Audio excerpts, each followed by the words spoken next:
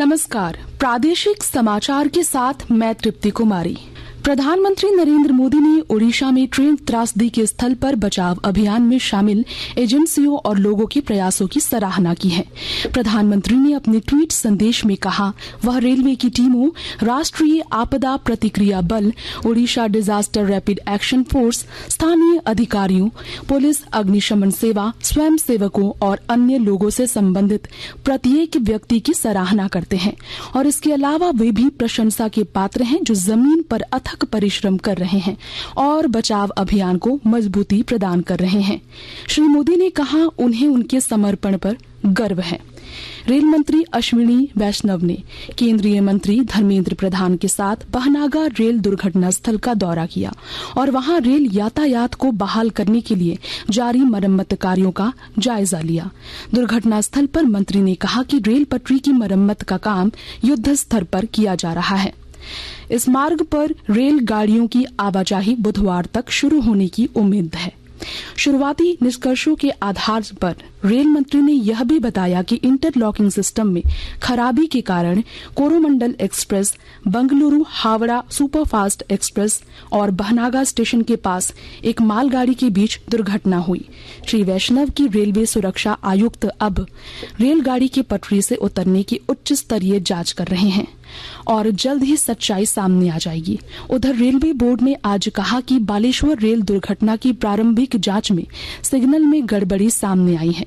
नई दिल्ली में मीडिया से बातचीत में रेलवे बोर्ड की संचालन और व्यापार संवर्धन सदस्य जया वर्मा सिन्हा ने बताया कि दुर्घटना के कारणों के बारे में रेलवे सुरक्षा आयुक्त की विस्तृत रिपोर्ट की प्रतीक्षा है। मुख्यमंत्री हेमंत सोरेन ने ओडिशा के बालासोर में हुई रेल दुर्घटना के राहत कार्यों के लिए झारखंड से भी अधिकारियों और डॉक्टरों की एक टीम को घटना स्थल पर भेज दिया है। आज सुबह हेलीकॉप्टर से यह टीम रवाना हो गई। यह टीम झारखंड के घायल यात्रियों से मुलाकात कर उन्हें हर संभव मदद प्रदान करेगी। इधर अब तक मिली जानकारी के अनुसार इस ट्रेन हादसे में झारखंड के 30 यात्री घायल हुए हैं और 2 लोग लापता है। घायलों में गोड्डा, दुमका, बहरागोड़, गिरिडीह और साहिबगंज के लोग शामिल हैं। कॉमन यूनिवर्सिटी एंट्रेंस टेस्ट कल से शुरू होगा और 17 जून तक चलेगा। पहले चरण यानी 5 से 8 जून तक के लिए नेशनल टेस्टिंग एजेंसी एनटीए ने एडमिट कार्ड जारी कर दिया है। अभ्यर्थी एनटीए की वेबसाइट पर एडमिट कार्ड डाउनलोड कर सकते हैं। परीक्षा कंप्यूटर आधारित सीबीटी मोड में 3 पालियों में होगी। किसी तरह की जानकारी के लिए परीक्षार्थियों टोल फ्री नंबर 011140719000 और 011692227700 पर फोन करके जानकारी प्राप्त कर सकते हैं।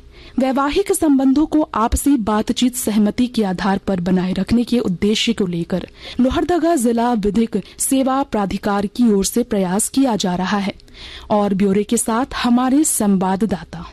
लोहरदगा में जिला विधिक सेवा प्राधिकार द्वारा व्यवहार न्यायालय परिसर में 29 मई से 14 जून तक मन का मिलन पखवाड़े का आयोजन किया जा रहा है। कार्यक्रम को सफल बनाने के लिए प्रखंड स्तर पर डालसा के कार्यरत पीएलवी एवं प्रत्येक थानों में वहां के अधिकारी मन का मिलन पखवाड़े को लेकर मध्यस्थता के प्रति लोगों को जागरूक कर रहे हैं। इस मौके पर जिला विधिक सेवा प्राधिकार के सचिव राजेश कुमार ने बताया कि कई फरियादी अपना लिखित आवेदन मन का मिलन पखवाड़े के अंतर्गत स्थापित बेंचों में जमा कर रहे हैं। उनके आवेदनों पर विचार करने के पश्चात दूसरे पक्ष को नोटिस जारी किया जा रहा है एवं उनकी उपस्थिति के पश्चात उनके मामलों को सुलझाने के लिए बड़ी मुस्तैदी से मध्यस्थ काम करेंगे। गोपी कृष्ण कुंवर, आकाशवाणी समाचार, लोहरदगा। आज महान कवि संत कबीरदास की जयंती है। इस अवसर पर मुख्यमंत्री हेमंत सोरेन ने उन्हें नमन किया है। ट्विटर पर अपने एक संदेश में श्री सोरेन ने कहा है कि संत कबीरदास जी समाज में व्याप्त कुरीतियों के खिलाफ जन जन में जागृति लाने वाले महान समाज सुधारक थे। इधर जनजातीय मामलों के केंद्रीय मंत्री अर्जुन मुंडा ने भी संत कबीरदास की जयंती पर उन्हें नमन किया है।